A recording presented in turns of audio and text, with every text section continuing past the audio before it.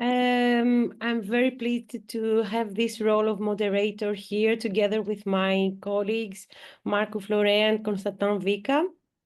So the topic is going to be very interesting. It's about the role of privacy agents in expressing consent for research and how meaningful it's the consent for the use of personal data for biomedical research. And we're going to have a very interesting presentation made by Marcu Florea. Marcu Florea is an LLM and a PhD candidate and researcher at the University of Groningen, specializing in data protection law in the context of biomedical research involving new technologies. His work involves the legal regime of consent for the use of personal data in biomedical research under EU law.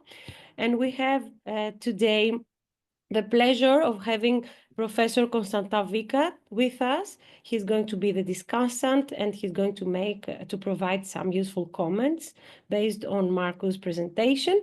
Constantin Vică is an associate professor at the Faculty of Philosophy of the University of Bucharest in Romania, and he's a researcher in technology ethics at the Research Center in Applied Ethics, and also a member of the CHANGER team. So, few words about CHANGER before giving the floor to Marcu. CHANGER is a 3-year coordination and support action project funded by the European Union Horizon Videra program. And one of the main objectives of CHANGER is to promote changes in research ethics reviews by strengthening the capacities of researchers to incorporate ethical judgments in the project design and implementation. And also one of the main objectives is to support capacity building of research ethics committees to address new challenges posed by new technologies and new research practices. So, Marcu, the floor is yours, and you have 25 to 30 minutes. You may proceed. Thank you. Thank you, Marina. So I will start by presenting the structure of the presentation. So the topic is the legal regime for expressing consent for research with a focus on biomedical research. First, I will explain what the problem is. Then we will look at the solution, which is expressing consent through privacy agents. Then it's going to follow the examination of the legal validity of the delegation of consent from the perspective of data protection law and contract law. And finally, hopefully we'll have a discussion about whether this structure ensures that consent is meaningful. So jump into it. The problem. What is the problem of consent in big data?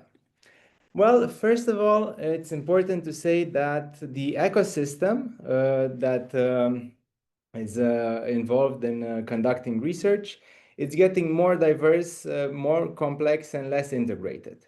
Repositories are sometimes disparate, the data is used and reused, and this poses additional challenges to expressing consent. Traditionally, consent is expressed at the moment when the data is collected.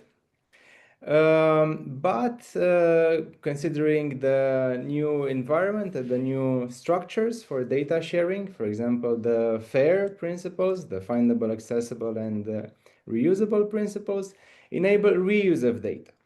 So the problem is when data is reused, what is the value of the consent that was expressed initially? This poses a difficulty, and if consent is continuing to be the principle, or in the data protection parlance, the ground for lawfulness, then this will involve costs. It will involve costs on the entities that are processing the data. Consent is going to be expensive. The level of replies, it's not always very high. And it also puts a burden on the individuals who must check the requests, must read them, must make a decision. And that is also taking their time and energy. So in the data protection law scholarship, it is discussed whether consent is still meaningful in the world of big data. And here I will refer to the work of Professor Solov, who outlines the limits of consent, what he calls the limits of privacy self-management. So first of all, there are cognitive limits. Individuals are usually not informed. Most of the people don't read the notices or the information about privacy. And that's also because the language is sometimes technical. It's technical also on the legal side, but it also involves very complex technical structures, which are not easy to understand. It's oftentimes difficult to develop a privacy notice that is short, easy to understand, and also comprehensive. So there's a tension here. And then even if individuals involved in this decision, if they actually take the time to read and try to understand, their decision-making is usually not ideal. They don't involve in rational decision-making, usually apply simplified mental models as heuristics. There's empirical research showing that there's a huge disparity between the individual's preferences in what concerns their privacy and their behavior. Individuals affirm that they value their privacy, but when they're in a position to decide, they easily give it up.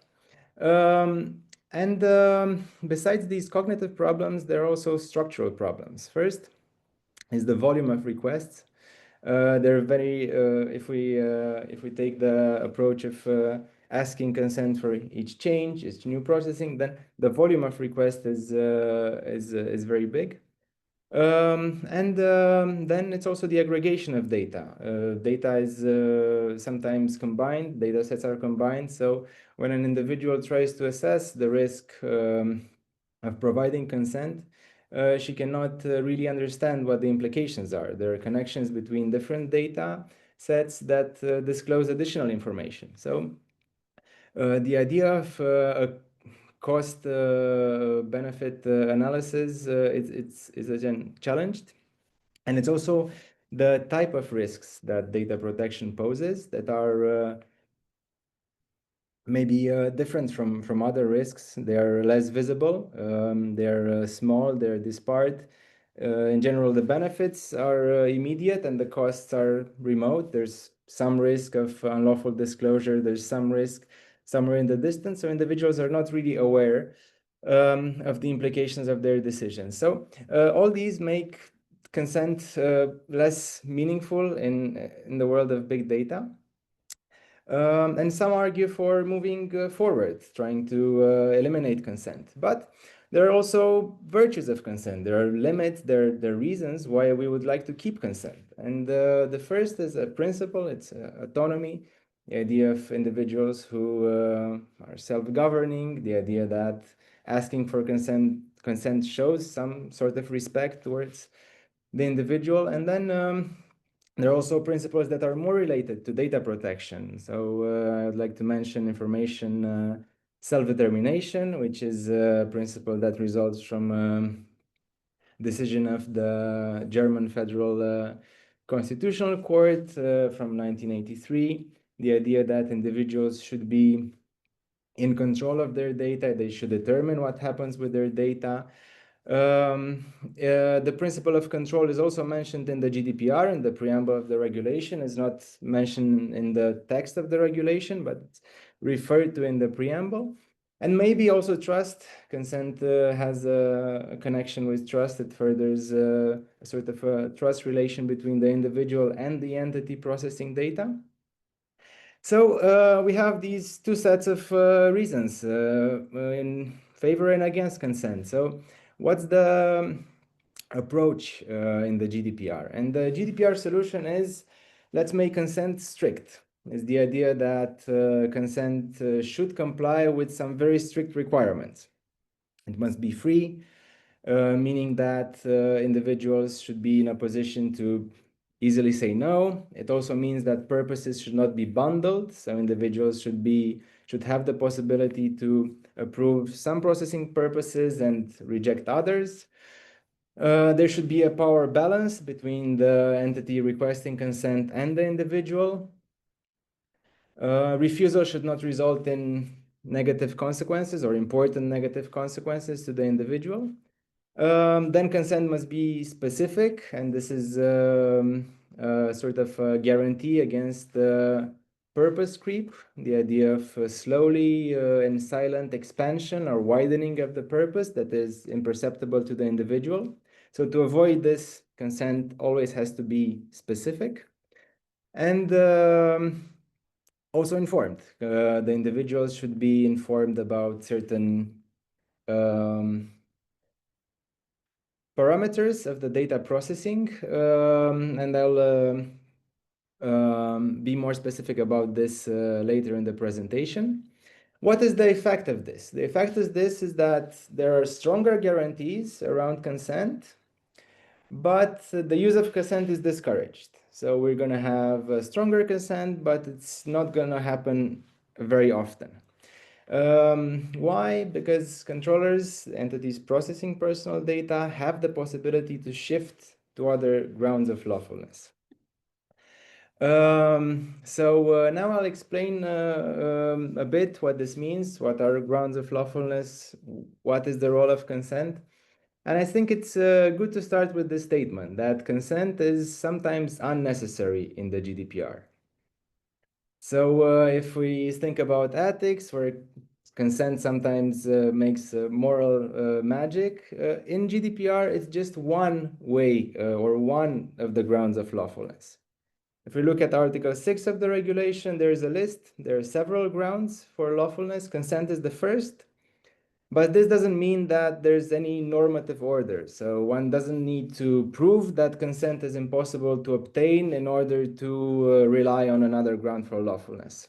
Depending on the context, depending on the conditions of processing, the controllers, so the entities processing data, are free to choose between these grounds. So when we talk about medical research, the more relevant ones are, besides consent, are public interest or official authority.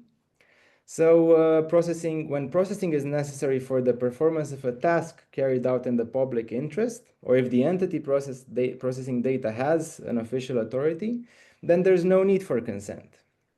Similarly, when the controller can prove a legitimate interest that is not overridden by the rights and interests of individuals, there's no need for consent. So there are options. And when consent becomes so strict, the controllers will have the tendency to move towards other grounds. Lastly, on this slide, I would like to mention that when we're talking about health data, there are additional conditions that I will not cover in this presentation, but the structure is similar. Consent is also one of the grounds, the exceptions from the prohibition to process special data, and it's not the only one. There are others as well. And it's also important to say that consent is always insufficient. So the fact that an individual consented doesn't mean that the data controllers can process the data without limits. There are limits, and there are limits that are set by a set of principles. Purpose limitation: data should only be collected for legitimate purposes and not used for purposes that are not incompatible. That are not compatible. Then data minimization: only the data necessary should be collected. Accuracy: data should also be accurate. All these exist irrespective of consent. Then data subject rights: even if the individual consents, the individual will still have a right to access the data, to get a copy of the data, to rectify the data, will have a right under certain conditions to request the erasure or deletion of data, or the right to object, and also the right to withdraw consent if the processing basis is consent. There are also obligations of governance and documentations, cross-border transfers, impact assessment. These are not necessarily relevant for my presentation, but it's important to keep in mind that consent is not a pass for any kind of processing. There are still limits, even if the individual provided consent. What is the solution? So looking at this conundrum where consent is good for some reasons, but it's very difficult to obtain in practice. And the solution that I'm exploring is expressing consent through intermediaries.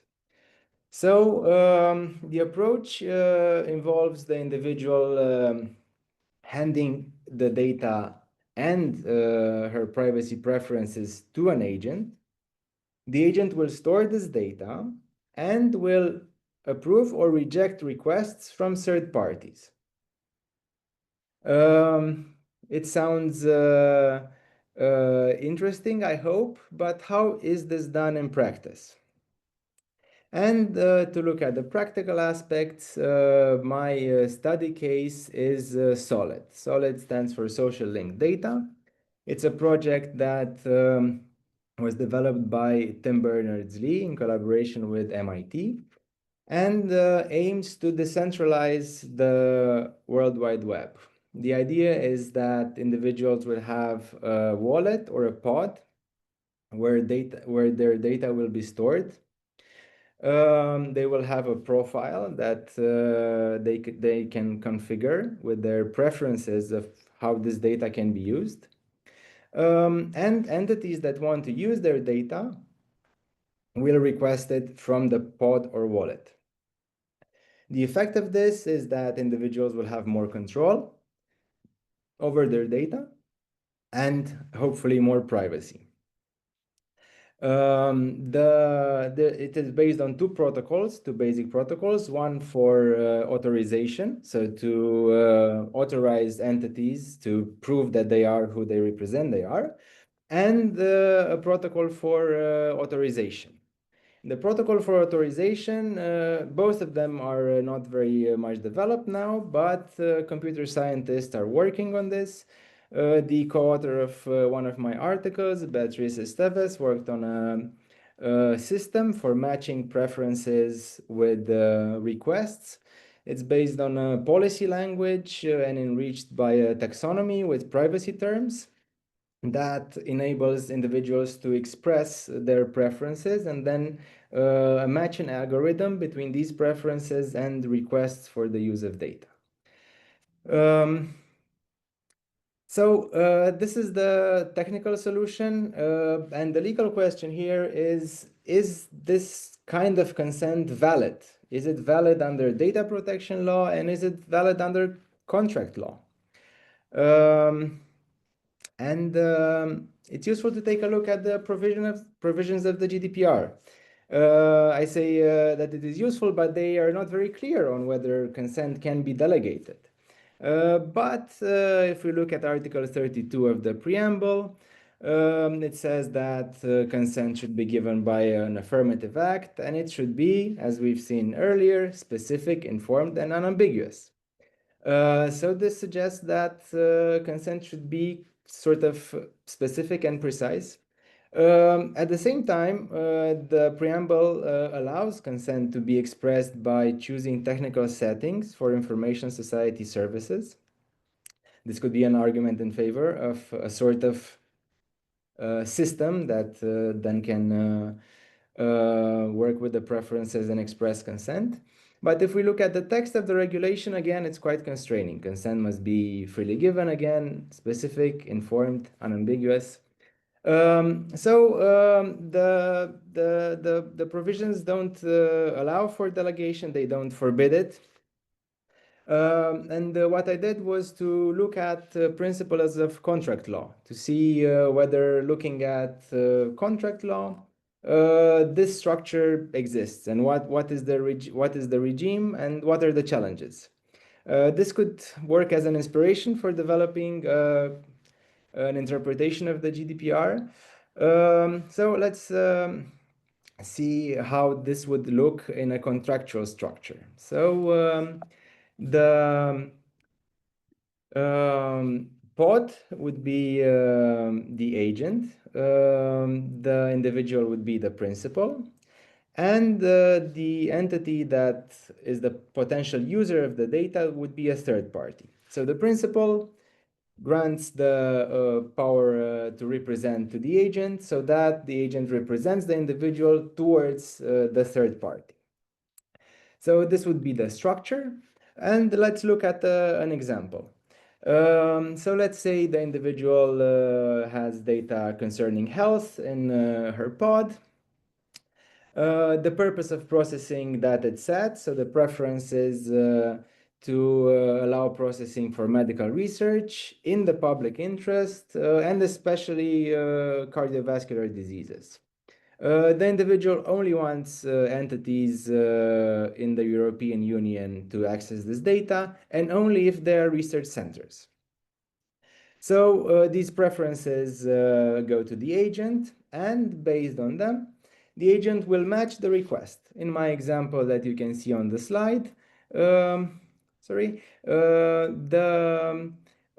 request refers to data concerning pulse, blood pressure, cardiogram, and the stroke volume of the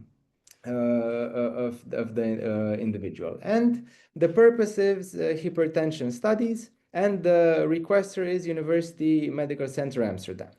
So the system will match this request with the preference of the individuals, and in this case, it will approve the request. So the University Medical Center Amsterdam will have access to this data.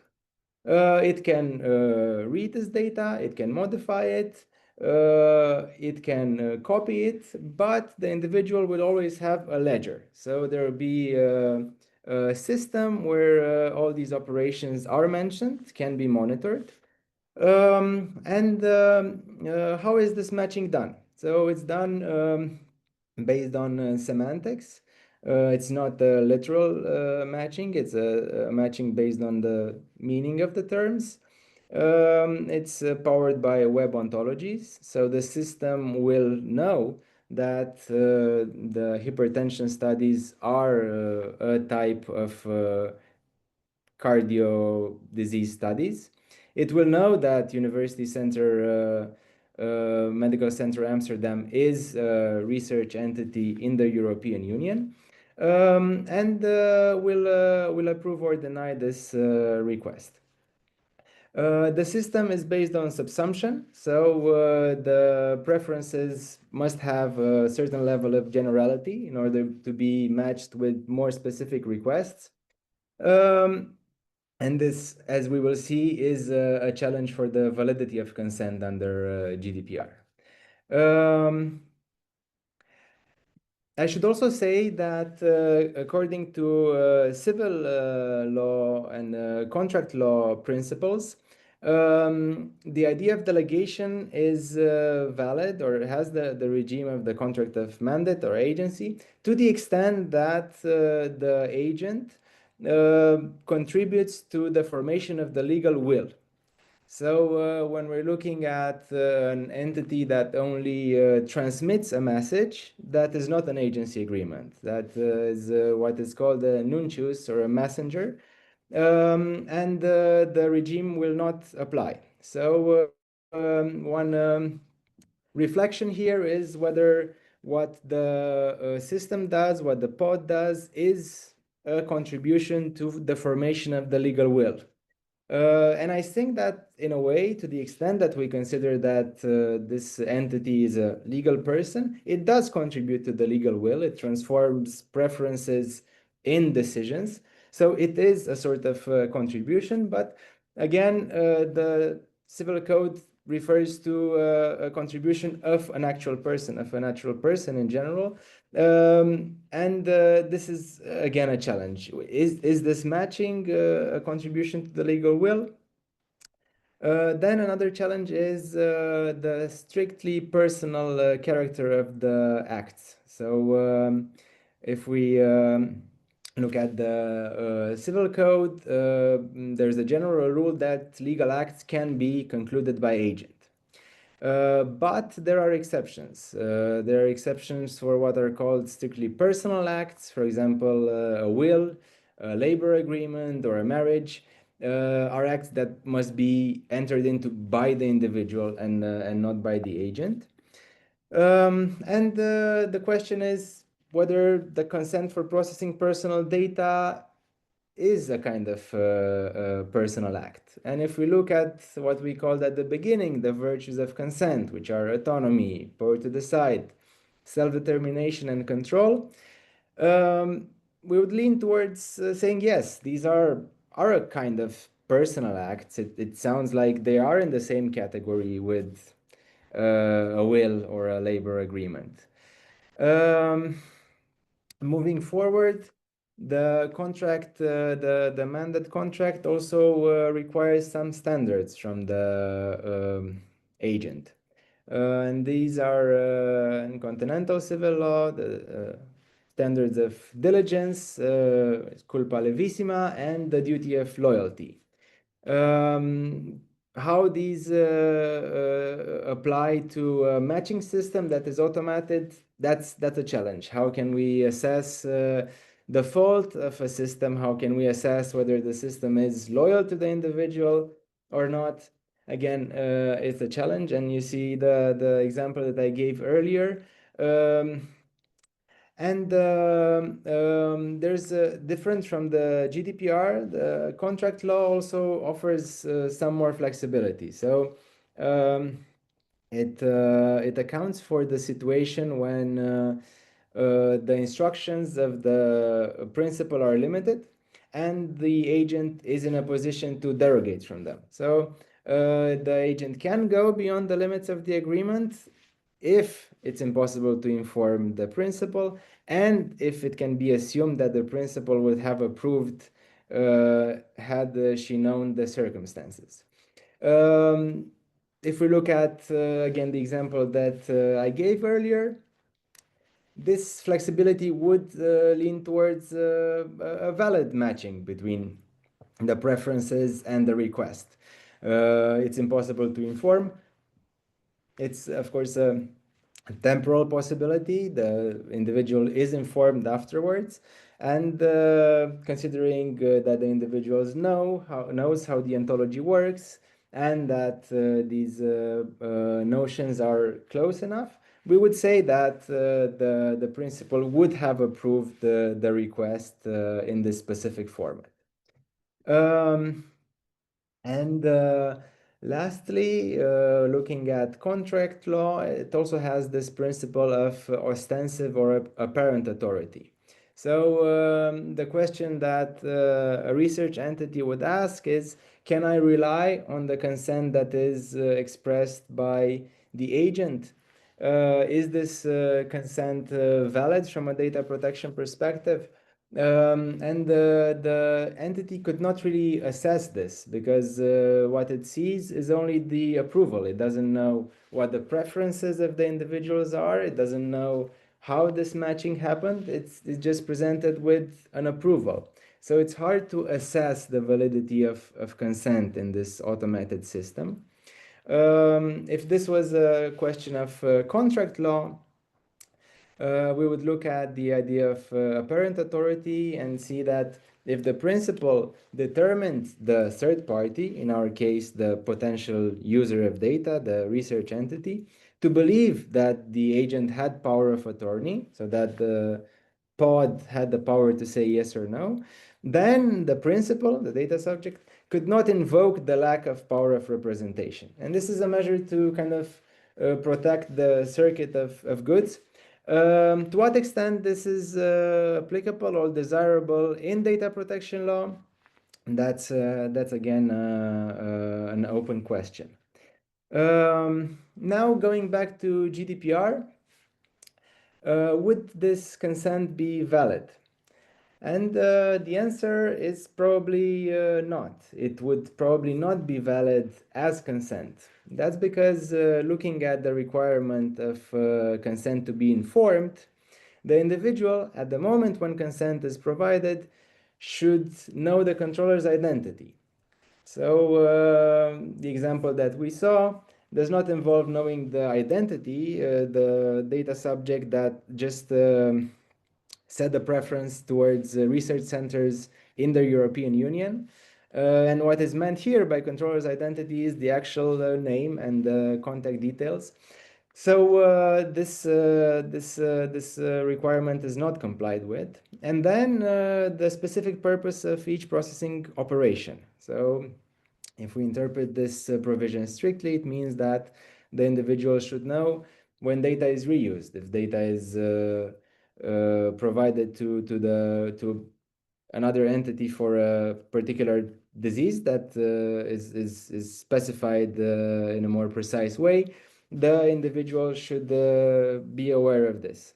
And the system doesn't allow this. There's a provision in the preamble of the regulation concerning research that kind of broadens this notion. It says that you can express consent for areas of research or parts of research projects, but the interpretations of the data protection authorities and of the board that issues interpretative guidance is to still interpret consent strictly. So it has to be specific. But what can we what we can actually do in order to think about a structure that renders this solution valid under the GDPR is to change the legal basis. So I talked earlier about the idea that compliance with the principle of lawfulness can be done by reliance on several grounds. Consent is the first one, but we also have contract, compliance with the law, legitimate interest, and so forth. So if we separate the processing life cycle into two parts, in the first part, the individual enters into a contract with the entity, with the agent. The purpose of this contract is to store the data and to provide access to third parties. The ground for processing for this first part of the processing lifecycle is performance of a contract, so not consent. Then the entity provides the data towards third-party requesters.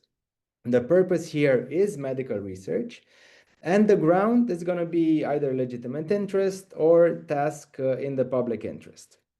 What is the difference here is that the requirements for contract that we saw can be a bit broader than the requirements of consent. So if the legal basis is contract and not consent, then, and the purpose of the contract is to provide access to third parties, then the solid system could be compliant with the GDPR.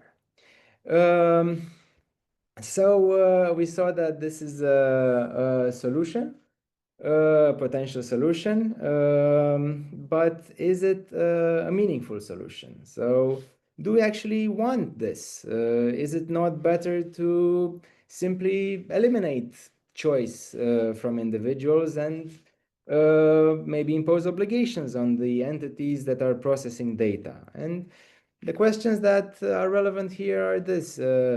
Is consent expressed through privacy agents enhancing or reducing individual autonomy? We see that individuals have a choice. So if we compare this to a legal ground where the assessment is done by the third parties only, so by the research entities only, in this system, individuals do have a choice. The choice is not as valuable as a specific, informed, and unambiguous consent, but it is still a choice. Is this enhancing or reducing individual autonomy? If we look at the results, the approval or request somehow matches the preferences of the individuals, but they're not the one who choose. They handle the choice to another entity. So is this conserving their autonomy or not? Then another perspective of it is, does this match with the principle of informational self-determination? Again, it's related with the question of autonomy. If we say we favor choice, then that's a kind of autonomy to the extent that choice is meaningful. But it could result in diminishing privacy. If individuals always say yes, then they will be in a state where their privacy is not protected. And privacy can be looked at as a constitutive element of autonomy. So they'll be in a solution where by their autonomous choice, they put themselves in a situation where their data is exposed. Is it not better to protect them? And then lastly, the control over personal data. Does more control actually mean more privacy? If we look at the definition of privacy as informational self-determination, maybe it does. But there can be structural systems, there can be obligations that achieve the goal of privacy or protection of individuals and what concerns their data that don't involve choice. So I hope that we can discuss about these questions. So this is the last slide of my presentation, and let's discuss. Thank you very much, Mark. And now, Constantin, the floor is yours with your providing your comments to this excellent presentation about expressing consent through intermediaries. Thank you, Marina. And first of all, thank you, Mark, for your very engaging and interesting presentation. I guess you managed to look at the whole and the big problem of consent in our world of big data. So even if I have a lot to ask you and to comment, I will limit myself only to some points, especially to let the others to address different questions. I will relate with your first question of the last slide about the question of autonomy in what sense. Because you tackled very well this consent fatigue problem we have today, especially as digital beings.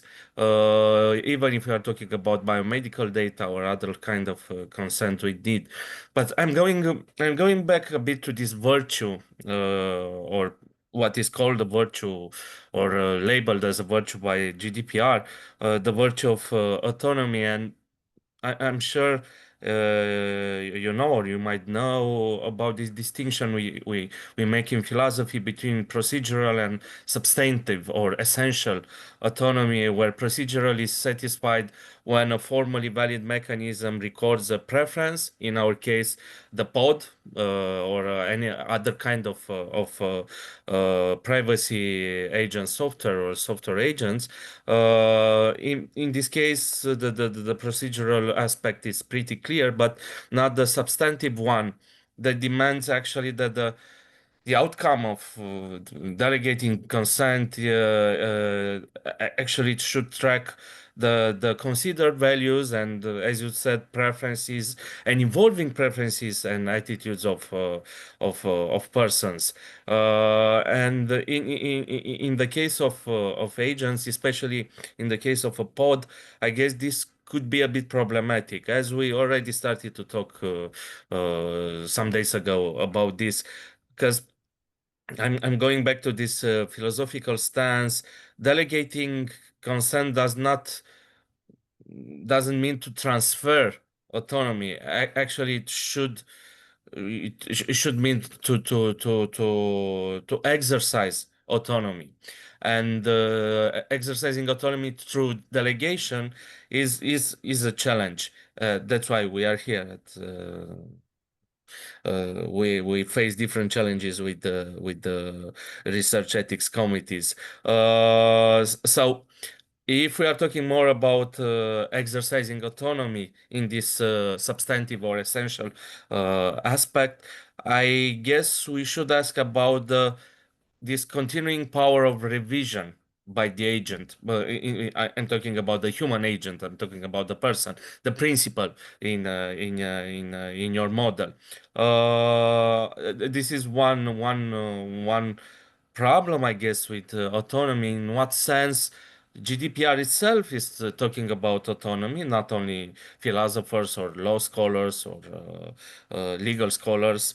But I guess also, even if I enjoyed your proposal with the contract law and somehow to escape this conundrum of consent, I guess it could be enhanced, let's say, by another institution, which is not, let's say, an European one by definition, is more like an American one, the fiduciary institution. I don't know if in what it how is seen in the European law. In Romania, for example, this fiduciary or professional fiduciary institution is pretty new. It was introduced, I guess, 3 years ago. I don't know how it stands in Europe in general. Why I'm talking about fiduciary model, not only because there is already a huge debate in the legal literature in the United States, for example, Balkin, Richards, Hartsong are talking about this, but because I guess there are different duties those privacy software agents or pods could or should follow. For example, is beyond the duty of diligence or representation. I guess we should talk a bit about the duty of loyalty. Why? Because code must not be monetized by pods in this case. Duty of care, as in the case of lawyers or psychotherapists, because there is this need of continuous assessment and alignment with preferences and new attitudes a person can have, and of course the duty of accounting. But still, I guess your proposal of delegating consent has good implications for research ethics, for data subjects, because it is clear this is the way to reduce the cognitive load, and also to implement a kind of dynamic consent. And this potentially could give a greater substantive autonomy of subjects in research. Also, for researchers, this could be a better choice because they can get clearer, machine readable permission. Also, data access will be easier for everybody, and this can also give the chance for a shift from one-off consent to ongoing fiduciary reporting obligations for researchers and for society at large. And that's why I guess you also were talking about the other virtue, the virtue of public interest in the case of GDPR, because through this kind of the delegating consent, we can have higher quality data sets with fewer opt-outs, which is important, and also we can improve public trust. And to end it up, maybe we should talk about a governance layer, about pods and privacy software agents. Let's say a public survey of them, or a public audit from time to time, or a public accreditation regime. Not any kind of pod can do this. Not any kind of software agent will be able to do this. Maybe to ensure more, let's say, or a better path for justice, maybe right to a human in the loop from time to time, to have the human in the loop to check the code itself. And I will I will end it up with a question about, let's say, algorithmic or AI-based delegated consent. If algorithms, or let's say AI agents, with the reasoning of giving or not access to data, in this new role, they will act more like a kind of soft paternalists over human preferences or human desires. So they could, in time, they could transform into a kind of reshapers of human preferences. If you see or not a risk in the future with this kind of privacy software agents. Thank you again, as always, and let me tell everybody that Mark is also an alumni of the University of Bucharest, and as always, you are and you were very provocative, and you gave us food for thought. So thank you again. Yeah, thank you very much for the comments. Just to add another comment so that you can really reply. We have Tobias Kezenmacher that he has sent his comment and his questions, like the role of consent. Most people do not control check if their data is used properly, so third parties who want to use the data can't do so generally without any worries. The big ones don't even need to care, because if there is a case against them, they're generally able to just pay a fine. And as you said in the beginning, most people do not care about their privacy. I don't have anything to hide. They just want the process of using a service, for example, to be easy. What would an agent be for? Probably only making everything that is done now anyway legal. So who will benefit from an agent most? Yeah, so thank you. Thank you for the comments. Thank you for the question. I will start with the comment. So I think this distinction, and I think that the core concept here in a way is autonomy, and the challenge is that this is not a legal concept. It's a philosophical concept. So it's been thrown around in legal texts sometimes, in legal interpretations. But it's the theory behind it is not very well, or sometimes not at all developed. So we say autonomy is important, but what is actually autonomy here? And I think this distinction that you mentioned is the gist of this challenge of delegation. The models that we see now, I'm thinking of the European Health Data Space, which is this very important regulation entering into force in 2027 that promises to reshape primary and secondary use of health data. And it moves away from consent. So in its initial draft, the idea was to not have consent at all, to have governance structures that ensure protection. So boards organized at national level, that and security, privacy preserving measures, pseudonymization, anonymization, and others of this kind that together ensure that individuals are protected. So the idea is to not involve individuals at all because of the reasons that are also mentioned in the question, and that also Professor Vică mentioned. But if we look at the version that actually entered into force, it has a right to opt out. So it doesn't have a right or an obligation to consent. It has a right to opt out, which should be presented. It's not very clear, but it's suggested that at the moment of collection. So it kind of sounds like tacit consent. So you're presented with the option, you can opt out. You're supposed to think about it. So to me, it's quite close to consent.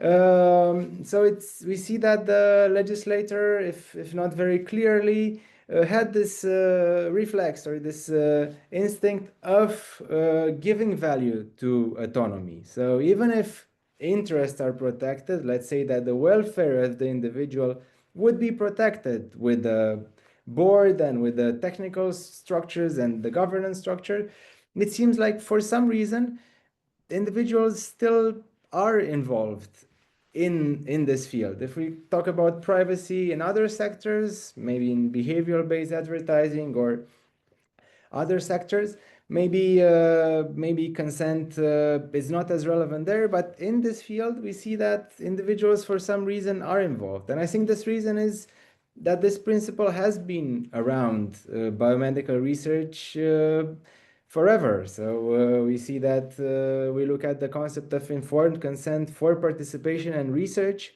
and there that's the rule. If you cannot comply with consent, there are other options, there are derogations, but consent is the rule. So maybe it's also this contamination, because we're talking about health data. Consent kind of has still a role in the field. Now, to what extent it's favoring or diminishing autonomy, I think that if consent is meaningless, if we just click yes without reading, understanding, asking ourselves questions, involving in the decision, not even the requirements of procedural autonomy are complied with, because that's not a decision that is informed. There's no voluntarity in it. There might be some competence, but it's debatable if the individual never tried to think about the decision. How do we know that that's a meaningful decision? So many times it's a facade. We're pretending. It's a performative consent. Individuals pretend as if they knew and agreed. Entities pretend as if they are respecting the wishes of individuals. And in the end, as the question in the chat says, there's an appearance of legality. So I would say that it's not even procedural autonomy that is respected there, not to talk about essential autonomy. So this system with the agents, even if it's not promoting an ideal of autonomy, I think that it's closer to that, because even if individuals give broader preferences, broader permissions, because these are rare, you set your preferences, let's say once in a while, not every time when something changes, you have more time to reflect, more time to think about the consequences. So these could be more related to preferences. And to tackle another question, I think it was also Professor Vică, why would we do this? Or maybe the one in the chat. It's if we look at empirical research, we see that individuals do have preferences about how their data is processed. Some want only entities that are not for profit to use their data. Some want only, also depends on the research question that is asked. So if we look at this literature, preferences do differ. So if these preferences do differ and we want to give way to autonomy, then they should be accounted somehow by an opt-out, by an opt-in, by a system that translates them into decisions. They should not be ignored and blended together in a concept of public interest or general interest. Then about the fiduciary obligations, that's of course very interesting, and the agents should have this kind of obligations. Indeed, if the agent processes data for its own purpose, then it defeats the whole structure. Now, even in US law, the authors that you also mentioned, Richard Hartzog, they kind of proposed the idea, but it's not very clear how these obligations are flowed down into rules. So there are going to be principles that are open to interpretation by courts, which might be a better solution for a common law system. If we're looking at our system, and at the GDPR especially, we already have rules that kind of safeguard the processing. So I think that some sort of fiduciary duties should exist, but it's a challenge of translating them into rules. And the Data Governance Act has an attempt to do this. It regulates intermediaries and imposes some obligations, mainly structural, but also in terms of what the data can be used for. I think we have a comment and we have a question. But before that, I would like to give the floor to Constantin, whether he's got a reaction to your response. I enjoyed the responses, the answers. I agree. Maybe we should not focus so much, maybe only on autonomy, but on preferences.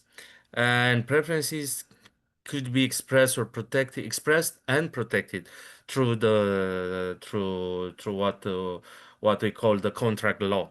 I also agree that the fiduciary obligations or duties are pretty hard to somehow enact in rules, to embed them into rules.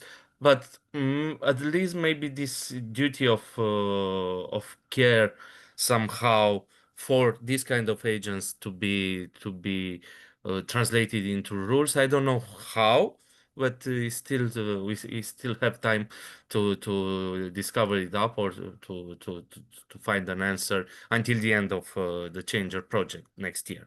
And last but not least, what Mark said by answering to my comments and questions actually made me to think that the problem is not only normative.